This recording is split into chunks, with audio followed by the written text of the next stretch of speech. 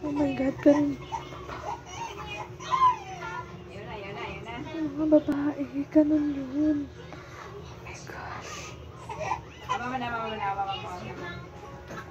Nasabi pa niya sa akin.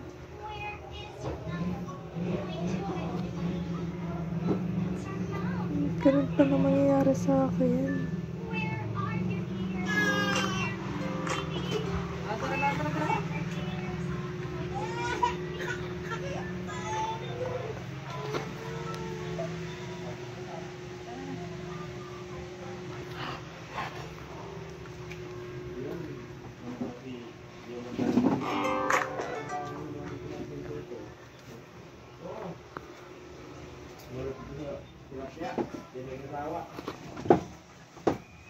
Ay, kain mo na ka.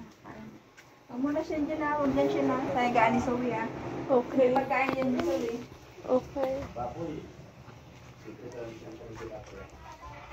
Aagaw ka sa akin, bakit ko inaangkin mo na?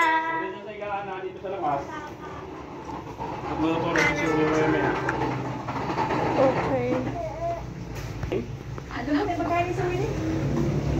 Alam kong gugustuhin naman ay buong pamilya naman. Ay gusto kong sabihin na ito ay pag sumuhot ka